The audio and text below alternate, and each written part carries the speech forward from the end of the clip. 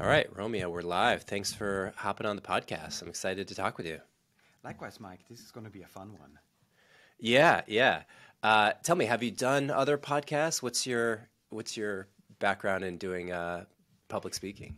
I do a lot of the podcasts, vidcasts, a lot of keynotes all over the world. I'm a storyteller. I love to tell Yeah. stories, mostly because I have this mind that loves to, paint pictures for other people, be it, right now, what it is, what it looks like, or what the future may be, what the vision is. So I love these, and I always get to learn during a podcast too, because it's a conversation.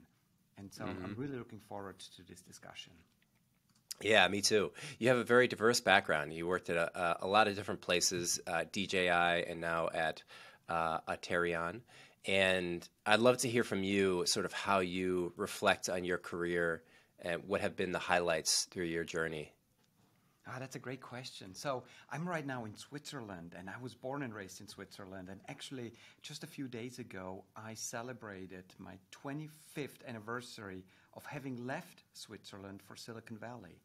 And it's not really that Switzerland wasn't that great of a place. I think it's one of the most spectacular places to be. But I had this vision, this desire to, first of all, do more than just be a chocolate maker or watchmaker or banker.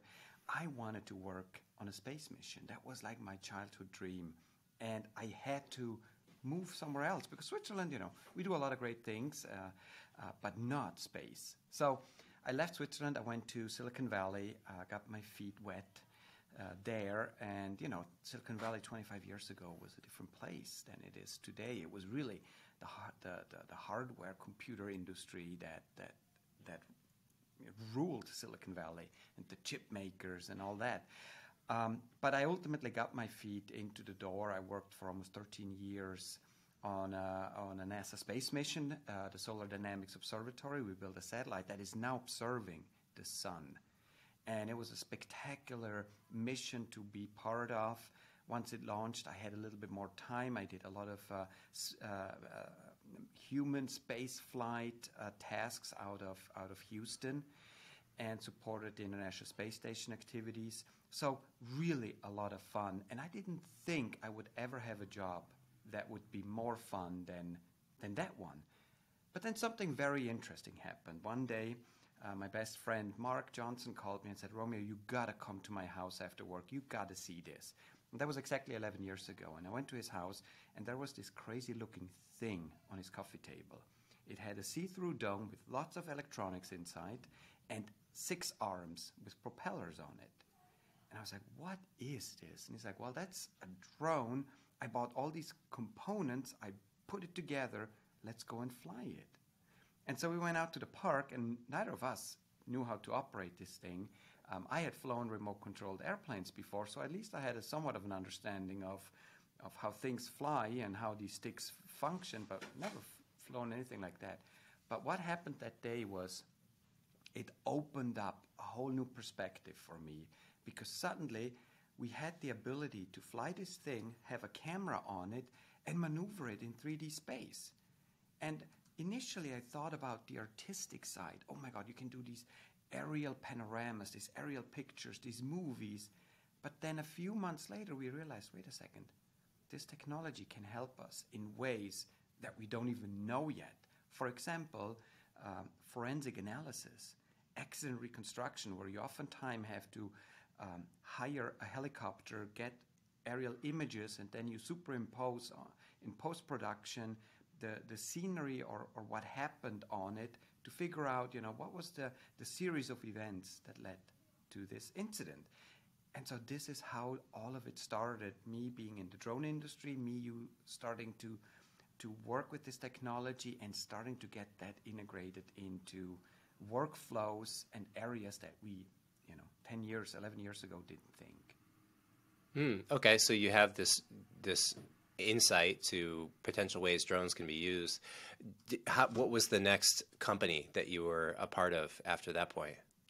Yeah, so I got the opportunity to join DJI, and at the time DJI, and still is, the largest small drone manufacturer in the world. It's become a a powerhouse in the drone industry. It's headquarters out of China, which then in the future also created some geopolitical friction because the United States with data security, China, so there was a lot of that happening too. But at the time when I joined DJI, it was the only manufacturer that had the capability to produce at scale the quality of products that they brought to the market and the integration of the camera and sensor technology. And so my initial focus immediately was, how can this technology help public safety? Our first responders, the search and rescue, the firefighter, the police officer, how can this technology help them? Because it's affordable, quick deploy. We have multiple sensors on it. We can see RGB visible light. We can see thermal light. We can do so many operations that can help save lives and mitigate risks to our first responders. And that started that real amazing journey of integrating this technology into the workflows of emergency response. So today we're recording this end of March 2022. How does it, what's the first responder, like I'm picturing first responders being medics, if you call 911 after a car crash, or you're snowboarding off mountain and there's first responders there. How do you think of the first responder market or industry? Is it tends to be consolidated around car crashes and extreme sports, or what's the layout of first responders? Yeah, it's so fascinating, Mike, because it's growing. The use cases are literally growing by pretty much the week. So initially, obviously, you have a small drone, and the nice thing about it, it's always available. Unlike a helicopter that you have to order, and maybe this helicopter is already busy with another incident, so you don't get it. Now you have this small drone. It's quick deploy. You get it up wherever it's needed, and you get an aerial perspective. And so initially it just started with that hey, we need to see an aerial perspective of this structure fire, because if you're standing in front of a building and that building is on fire, you don't know what the backside of the building looks. You don't know where the fire actually is. And suddenly you have this tool that you maneuver in 3D space, and you quickly go to the backside of the building and you see what's happening there. And then thermal technology came on, so you can see heat sources.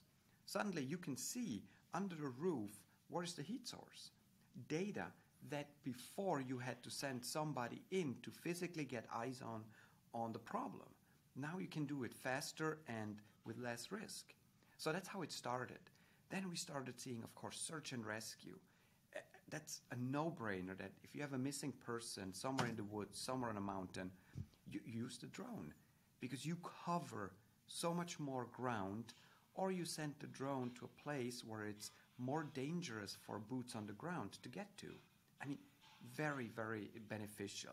Then we saw hazardous material incidents where, again, with multiple sensors on these drones where we can pick up what kind of gases are we dealing with. You're now sending in robotic units, in essence, before you send in humans in hazmat suits. Safety, cost saving, time saving. And it has gotten to the point where we actually went away from the thinking of we bring the drone to the incident to we are launching the drone from the top of the police station, like in Chula Vista, California, where the drone, if a 911, an emergency call comes in, the drone goes straight from the roof of the station to that location.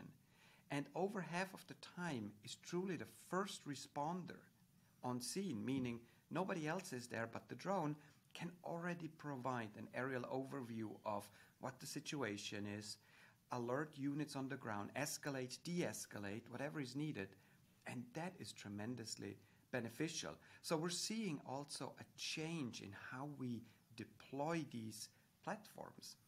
I have now since joined Auterion, and Auterion in essence is an open source, open standard platform, and our vision is fully integrated data workflows. So instead of saving data on an SD card, which is like so 1980s. We have cell phones that are connected to the cloud. You take a picture, it's up in the cloud, you edit that image on an iPad and you put it on Instagram, for example. That concept we're bringing to the robotics industry. And not just drones, but we need to have a standardized user interface for any kind of robotics. Air, ground, water, underwater, you name it. So open standards, open source. That is now the future of these type of robotic deployments. So we've seen a huge shift, even just across public safety, on how we look at this technology. All right, so you have, I'm catching, you have the first responders on fires. There's certainly people who are lost. Then there's, is it being deployed currently for like police chases and police forces? Is that currently happening? Like if there's a robbery, will a drone fly out and track somebody? Well, you know, if you look Hollywood movies, yes, it's happening in Hollywood. Reality is still a little bit different, but we are seeing law enforcement really utilizing this technology as well. You have many instances. You have your SWAT teams that are about to enter a building where, you know, they have to do some high-risk warrant arrests. So why not position drones around the building? Because you always have people that jump out on the backside to run away. So now you can track the runners, in essence. You have car chases where an individual is still in the car, doesn't want to come out, doesn't want to comply with any of the commands. So now you can send the drone in just to take a look inside the vehicle. Is the person okay? Do we see any weapons? Is potentially the person holding someone else hostage? It's about information so that you can make better and smarter decisions. And it's also a way for accountability, because now that drone also records everything that's happening. So if something goes bad, now we have more evidence to look at and say, okay, here's where the mistake happened. So we have the accountability, we have the potential for better training. So there's many, many good use cases. But at the end of the day, law enforcement also uses it to really protect themselves and the public. And that can be also on airports. We have departments that use drones at the airport when they have a device that was left behind or a luggage that's left behind. You always have to assume that there is something in there that could potentially cause harm. So you're not going to go walk up to it and open it to check for an explosive inside. So you send robotics. But the robotic units that most departments use are clunky and heavy and big from the 1980s that move like 1 meter per minute, almost that small or that slow. So now we have these drones and robotic units that fly there that can take pictures, can use thermal cameras, can have gas sensors, any sort of sensors to detect potential explosives. That is tremendously impactful. I mean, you can tell, Mike, the use cases are endless almost. Yeah, no, I'm a big drone supporter and believer in the ability that drones will have a significant impact across many different industries. Where are we today? So in the U.S., at least, out of all the major cities, are zero using drones to be effective in police force? Or is it 5% of departments? How do you see that adoption growing in the next, say, 5 years? Oh, it truly has taken off, no pun intended, but it truly has. If we look at all the departments across the United States, from fire to police departments, there are tens of thousands of departments in the U.S., and only about 500 departments have access to a crewed aircraft, so a helicopter or fixed-wing airplane. So there are many departments that either don't have access or have to request assistance from another department. For those departments, a drone is a tremendously helpful tool. And we estimate right now, there are some numbers from, I think the last study that was done was 2019, and it was something like almost 3,000 departments that have drone units. I believe by now it's 5,000 to 6,000 departments that utilize this technology, and that also helps, with setting up the appropriate operational procedures. What is okay? What is not okay to do with drone? These departments work with the ACLU. The ACLU is in essence the entity that makes sure that civil liberties are protected and respected, to come up with these operational procedures. So along the way, we as a society also learn how to best utilize technology so that privacy is protected, that data is protected, but that we get the best benefit out of it. So it's a fascinating process to go through, and actually I truly enjoy it. Yeah. So I guess so. It sounds like roughly 5,000 departments have a drone. I'm sure the capacity of that department to utilize a drone on, say, a police chase or robbery varies tremendously. But it sounds like over the next 5 years, it's going to continue to increase. Going from 3,000, like you said, in 2019. Eventually, say 10 years from now, I would imagine we're approaching 80%, 90% of departments, at least in the U.S., that have drone operators flying around consistently. And you'll start to see, instead of ambulances and cop cars flying by, you'll start to hear drones flying past, going to emergency scenes.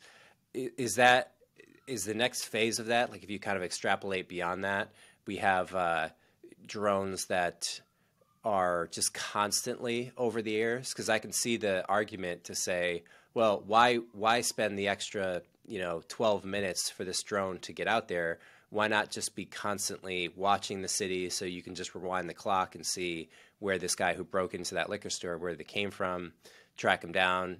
On every metric for policing, it's going to be positive. It's going to save money. It's going to save time. It's going to increase the effectiveness of the police force. Do you see all that happening? Are we destined to have like drones flying all over the city with constant surveillance in the next 5 to 10 years? Is that how you see things, or is there another picture? Because there's certainly a dystopian taste to that, right? It's like on some level they might be high enough where you can't hear them, they don't cause any disturbance to society, but just the awareness, knowing that we're always being watched, there's something unsettling about it. No, Mike, you're right. And these are the things that we as a society have to, discuss, address, and see what route we want to go. Now, I don't believe that we will be ever in a time where we walk down the street and we look up and we see 10 drones all over us. We already have a lot of aircrafts in the sky, and at any given point, you look up, you maybe see one airplane in the sky. So the sky is not filled with airplanes, and the sky will not be filled with drones. In fact, even today, you rarely see a drone, especially in urban environments. So there's definitely not a concern of hundreds of drones crossing my path every hour. But we may be getting to a point where drones will be more integrated in our daily life, from cargo deliveries, which we already are seeing, where instead of your Amazon driver or your Uber driver, now the drone comes with the delivery. And in certain areas that makes absolute sense. Urban environments are potentially a little bit more challenging, but not out of the ordinary to achieve that in the distant future. But I think what's really important is that we also put everything a little bit into perspective. If we look at how many CTV cameras pretty much every city already has, looking at streets from different perspectives, looking at satellite imagery that is available, satellites that are constantly flying and taking pictures of areas, and then Google street cars that are driving by and taking imagery of streets and repeating that every so often. There is a ton of data being collected these days. Not to mention, every person these days has at least one camera always with him or herself, ready to shoot, ready to take pictures, ready to take video, and we show up in videos that we never even intended to be on. that is somewhat of a reality that we may face, but we have to, as a society, really talk about this. And that's why you also see some privacy concerns and privacy laws come out in certain parts of the world that are more strict in that regards versus other parts. But we, as a global society, have to discuss all of this. Yeah, how do you see that that bifurcation? What parts of the world, maybe maybe there can be correlated to some cultural standards? What parts of the world are more concerned with privacy, and then what parts are less? I think Europe is definitely much more concerned with privacy, even to the fact every single time I go on a web browser here in Europe, I have all these pop-up windows that come up to accept what kind of cookie Oh, kind of information. I got those too. All the time I got to accept All the cookies. time. It's gotten to the point where it's like it's more annoying than anything. Yeah. Yeah. So I think Europe is definitely more on the privacy side than, for example, the United States. But we as individuals, we don't take privacy seriously as much as we should. We fault all the companies that, they are not keeping my data safe. Yet we are on social media. We're posting about, where am I right now, and where do I live, and all of these information. These days you can follow a person on social media and within a few days figure out their routine.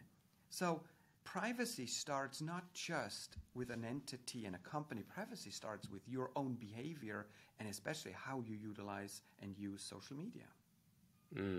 How do you explain to people what the importance is of a collective, we'll call it government regulation, emphasis on protecting privacy? Like hypothetically, if we as a society, just speaking, take the U.S. or any country, maybe any Western country, if the government said, hey, we're not going to bother with any privacy laws, what negative externality takes place? How do you feel that the rubber meets the road on a lack of privacy concerns?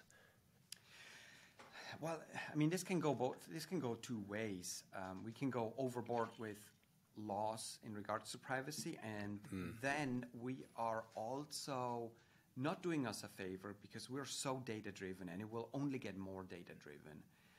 Or we go the other way, where we just get so relaxed about any sort of privacy that your expected privacy level completely goes out the window, except if you are in your own house. But the moment you step out, you have zero reason for expected privacy. So it's hard to tell where it goes.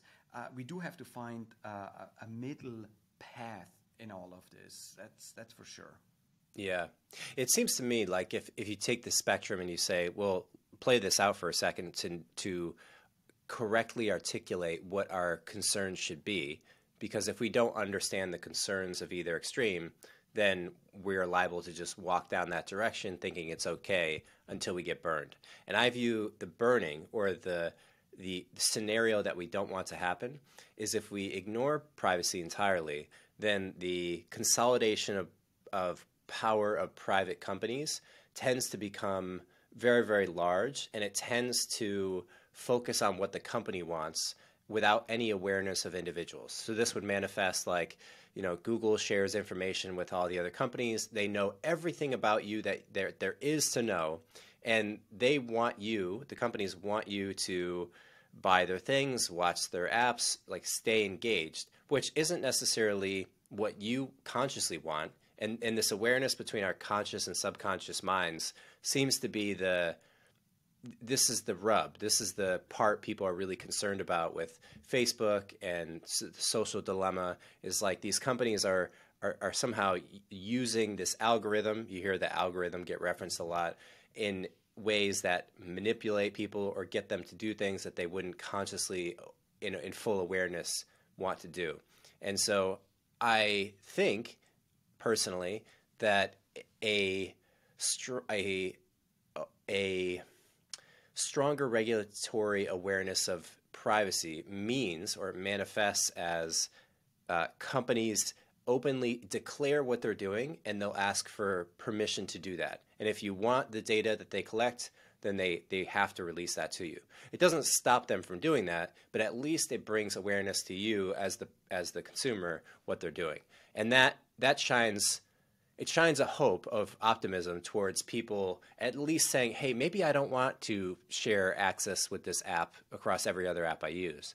And it kind of brings it into the forefront. Whereas if you're not aware of it, like the Edward Snowden release of the PRISM program, like the government might just collect every piece of data about you, and then the concern I have is that it becomes lopsided control on companies or governments. Like if a government had everything about you, it could just cut you out. It could just say, we don't like the way you handled this or said this. Not that we're in a society today that quite has that attitude from governments, but it could go that direction. So that's how I think of the concern of privacy personally. But I don't know if any of that made sense to you. No, I think you're truly spot on. I think the default, as you said, should anytime a company engages with you, the default should be, I am not going to share unless you say it's okay. Right now, it's more the opposite. It's like, oh, we're going to share everything, except if you go onto this website, you scroll down, very long scroll down, and then there's 3 boxes that you have to unclick. Then you have to confirm. Then we're not going to share. I think that has to change globally. It's a fascinating topic. Yeah. I feel more concerned personally with government's oversight into backdoor data from companies than I do from companies themselves. Like I'm less concerned with Uber tracking all the rides that I do than I am with the U.S. government going behind in the backdoor to Uber, backdoor to Lyft, backdoor to Google, backdoor to Apple, and then they aggregate all this together. This is personally how I frame the privacy threat in my mind. I don't know if that resonates with you, but here I also see another difference between Europe, especially Europe, and the United States. And I'm in a position where I can compare really well, having spent a very significant time of my life in both places. I think in Europe we still have a different connection to government versus in the United States, which is very fascinating because when I'm back in the United States, I'm also very like, okay, government, I want to keep you at arm's length as much as possible. Here, I feel like, oh, government, oh, here are our presidents in Switzerland, they're riding the train with me. Oh, how awesome is that? So it's a very, very different approach. And I think that's where then some of the concerns really come up because it's okay if a for commercial purpose company uses data, but what? The federal government wants my data? No way. It's very fascinating. Yeah. What I parse out of that anecdotal example you gave is the distribution of power. So an individual person on a train riding next to their president, relatively, they have like a significant degree of power because they are, they could develop a relationship in theory. The president is one of the people, so they would be at risk to like physical, not just physical, but you could get the attention of the president. There's just such a large. U.S. is a large country, number one. So one person relative to the federal government is going to be disproportionately small. Yeah. Then there's also the accumulation of power that the federal government has had. Like they tax a considerable amount. They have a large military.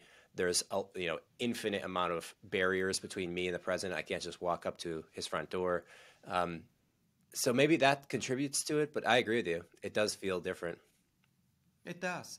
It does. And that's also the fun part now being in the drone industry, because now you have an industry that's very young. And it's thriving. And yet you have all these great use cases that are universal across the world. We have firefighters in Australia just as we have them in Japan and in Germany, in the United States. It's very universal. But yet governments are looking at the technology very, very differently. And it's very fascinating to go through this. In certain countries, it's like a free-for-all. You can fly anywhere you want, as high as you want. And then there's countries where it's like super regulated, where it's like, oh my God, I cannot even really do a drone flight here because of all of the, requirements I have to go through. So even just there, we have not yet found that middle way that then allows us to properly scale up this technology, to be more innovative, and to integrate it more. But it is coming, and that's the exciting part. Mm. Are you working closely with, or have you read up on the state of delivery? I find delivery of last mile to be fascinating because, I order from Amazon a lot. I have a DJI, the Mini, the one that's like 199 grams or whatever the weight limit is. It's just below that. And I think there has to be a world in the not too distant future where instead of we have these cars driving around delivering packages, you just have a drone drop off. Amazon is openly testing that. I think they filed some patents. Have you followed the state of last minute drone delivery? Oh, absolutely. It's super fascinating. And I mean, there's so much that is happening on the cargo side. Even in the United States, for example, there is one of the largest retail manufacturers that is actively putting this in place as we speak, so that that they can do that last mile delivery. Obviously, you have two different types functionality of drones right now. That is the multi-rotor. That's the one that has multiple propellers, and that one is good for short distance delivery. Uses more power, uses more energy to operate the propellers and to stay afloat. And the second one is the fixed wing vertical takeoff and landing drone, which takes off like a helicopter, lands like a helicopter, but then uses the wing in forward flight to create extra lift.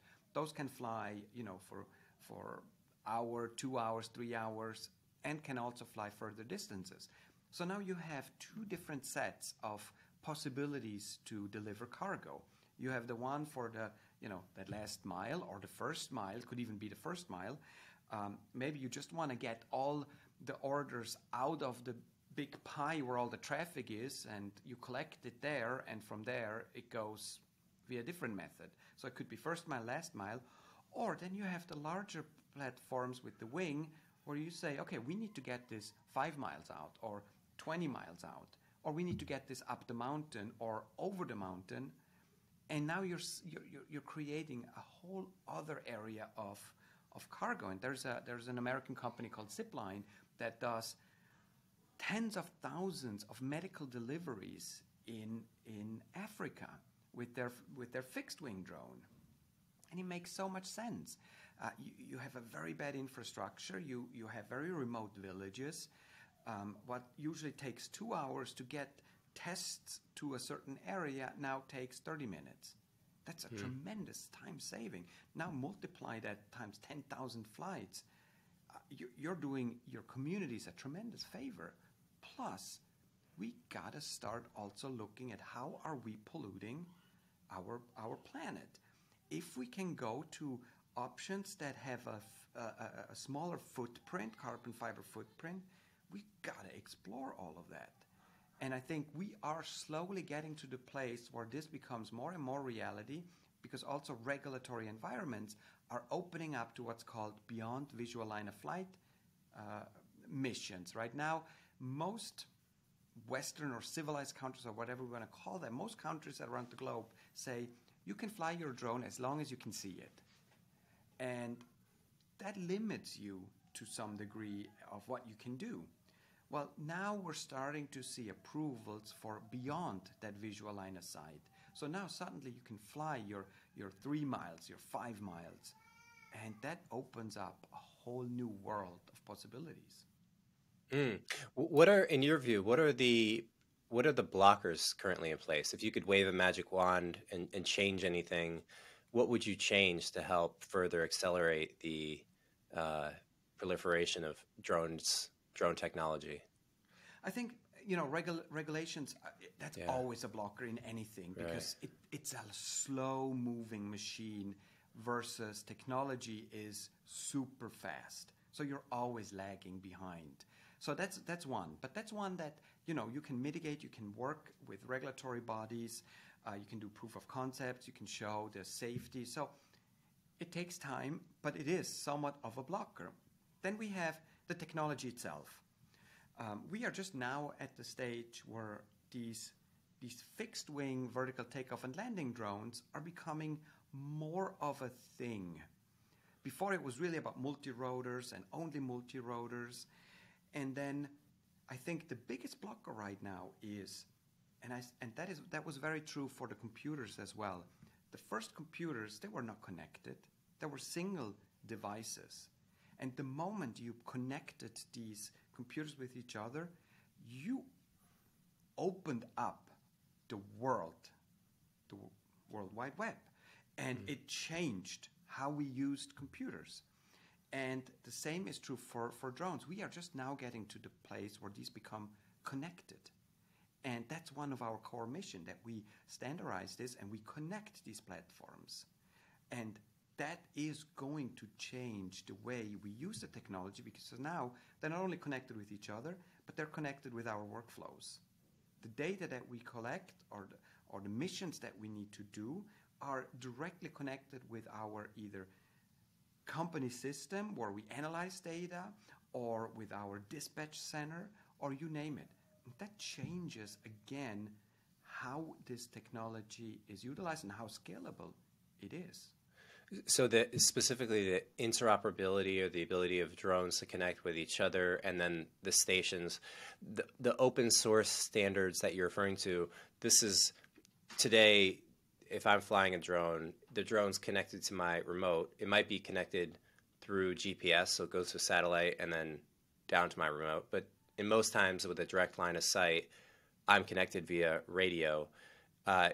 What you're referring to is that this drone would have it had an open standards built into the software, so that me as an operator, I'd be able to see on the screen where other drones are, and then people in base stations would have this. So just like an air map, everyone knows where all the planes are.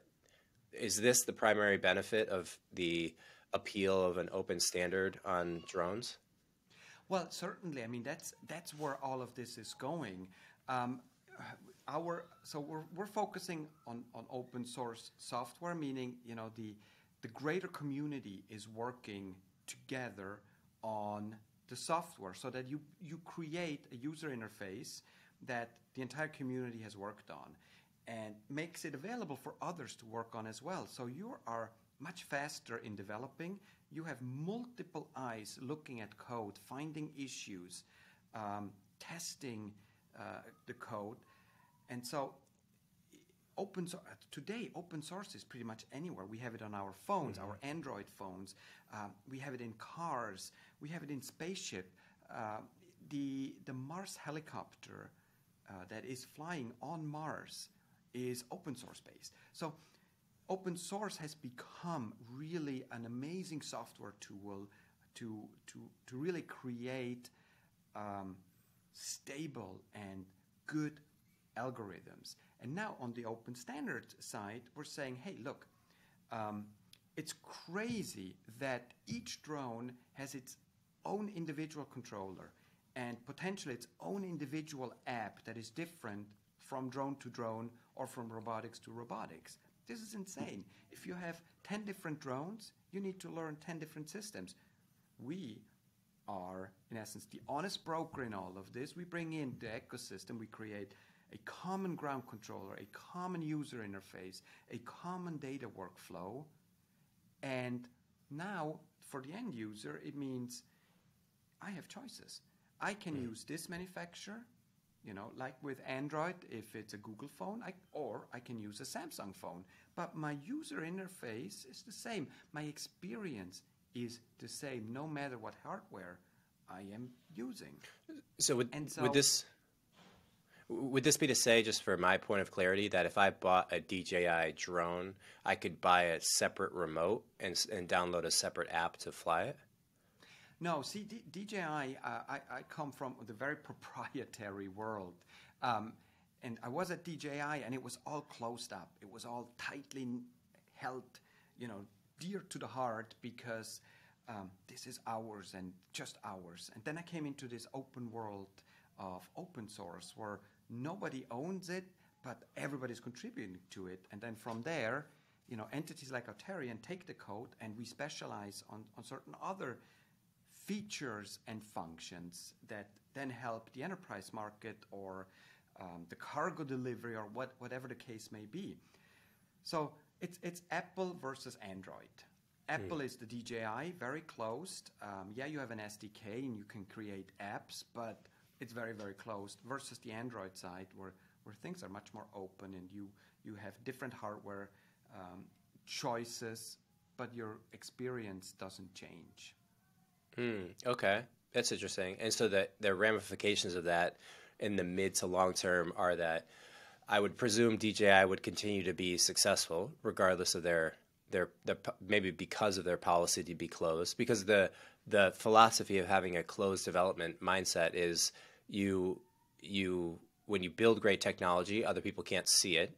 And so especially if you get a jump start in the industry like Apple and DJI did, then you could maintain market dominance for a long time. People will want to come to you to buy the product because it's better than anywhere else they can get it.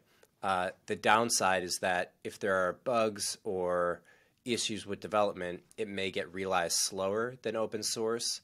You're not going to be able to integrate with other drone platforms. Apple doesn't port over apps to Google or other places. It certainly doesn't seem like one is better than the other. They're different approaches, maybe for different applications. Like consumer seems to work well for DJI. Maybe they have business cases as well. I'm sure they do, but they end up selling direct to consumer or direct to business.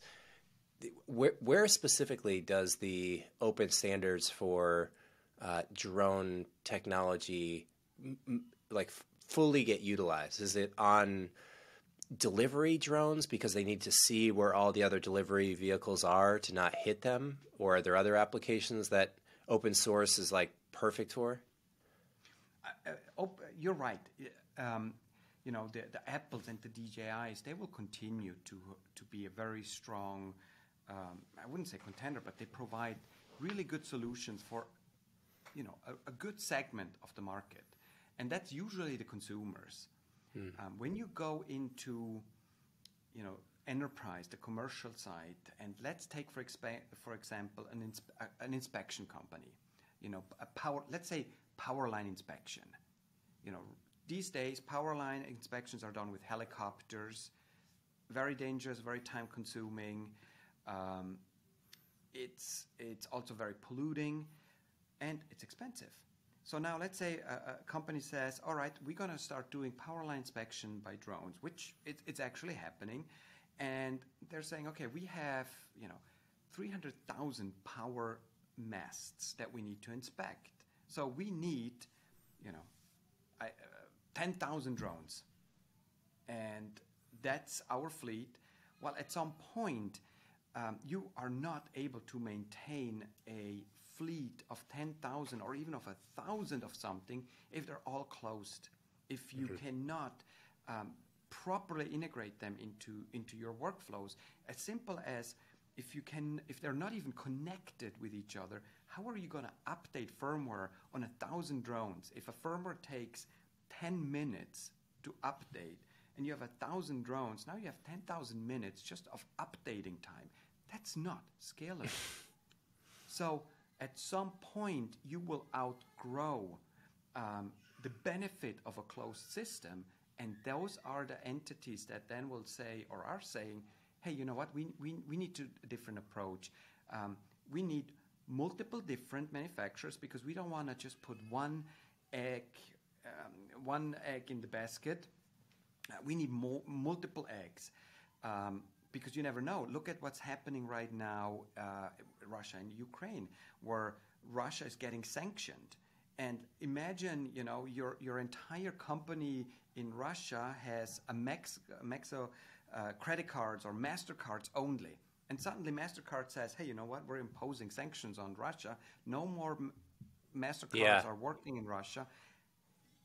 You're dead in the water. Yeah. So that spread that we can use multiple manufactured drones, not just drones, even ground robotics, and they all work together. One training, one workflow. That is music to entities that want to scale up. And there are many entities. There are even public safety agencies that have 200, 300 drones already in their arsenal. And to them right now, it's a major pain if that is a closed system, because it means they are spending so much time and effort in basic tasks because it's not standardized. Yeah, that's interesting.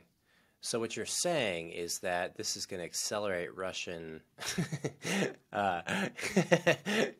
Interesting. Yeah, it does. I mean, it very much lines up with decentralization. I mean, open source is inherently decentralized. Everyone has access to the same thing, just in the same way Bitcoin works. That's fascinating. Any other perspectives that you have, either on drones, Mars, privacy, that you wanted to share? Anything that you feel particularly strongly about, or unique perspectives on? Mike, I think we could be going on for another hour. I mean, there's so much cool stuff happening today. I think we have reached a point where, let's put it this way. 8 years ago, my job did not exist. We are in dire need of employees for jobs in 3 years, but we don't know what those jobs are. The drone industry is moving quickly. It's expanding. The jobs that are needed in 3 years and 4 years are not even defined yet. And that by itself is extremely fascinating, which then goes also back to our traditional methods of education may not be the right ones anymore. Maybe we have to start adjusting the way we educate, so we become more nimble, that we can react to these changing job requirements that are forthcoming. And it's only going to get better because, I mean, look at Mars helicopter. For the very first time, we are flying an object on a different planet. That's, I mean, a little bit more than 100 years after the Wright brothers flew their little tinky aircraft down a hill. We are flying on a different body in our solar system, a helicopter. This is fascinating, and this will continue. So, yeah. Good times ahead of us. Why? Side question: why are we flying the drone? Is it to get aerial photos for the hell of it, or is there some? Are they taking samples of the atmosphere, or what's the primary objective of NASA in the flying mission? That's a good question. I like this one. So yeah, there are multiple reasons for anything, but it actually goes right back to why, for example, public safety is using drones. It's giving that aerial perspective. So in most of those Mars missions, we've been seeing those rovers that are already an amazing feat of engineering that went into those rovers, roving across the surface of Mars for years at a time, taking samples, sometimes getting stuck. And now, with the ability to also fly, we can go further ahead of the rover, look at potential areas of interest, also look at potential areas where a Mars rover or future rover could get stuck or have other issues. But then also do sampling. We have a much wider field of view in essence, so we get more data. There are so many reasons, but then also for future missions. Someday, maybe not in our lives, Mike, but someday we will be setting foot on Mars. Oh, I think it's like within the next 5 years, right? I mean, isn't that the plan? I would hope so. We need to get a city there. No more rovers. When it happens, we need to have all these tools to our disposal. To fly a robotic unit somewhere on a different place of Mars. So there's so many lessons that are being learned.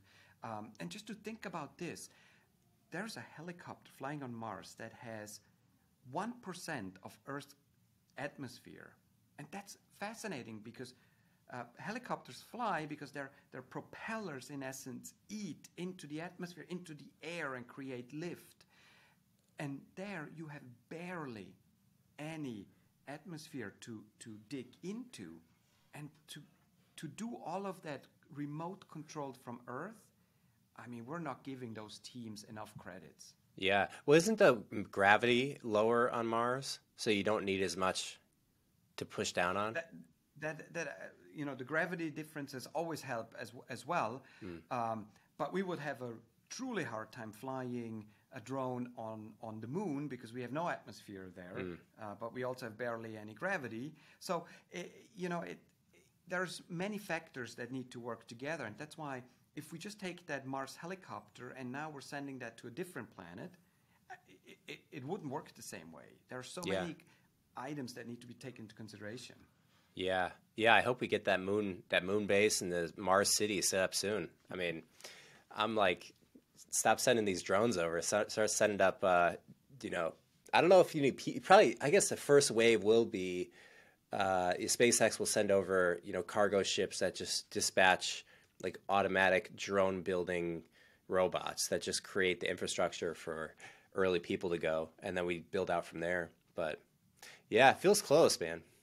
It does feel close, but I think technology-wise, we're getting almost to the point. I mean, we've sent in the late 1960s, we've sent human to the moon and back, but there's a component that we still have to properly figure out, and that is solar and galactic radiation. That is deadly, and you are exposed in space. We here have our atmosphere that helps us with all of those rays, but when you're in a spacecraft and you're not properly protected, then you are very likely not making it to Mars. It takes roughly 7, 8, 9 months to get to Mars, and in that time you get so much radiation exposure that you will arrive very likely dead. And so we need to also figure out how can we properly protect our cargo, humans, to such a location. Yeah, it's a good engineering challenge. Yeah, that wouldn't be a good benefit if you make it there in 9 months and you're dead from radiation. So, well, I'm sure we'll solve it.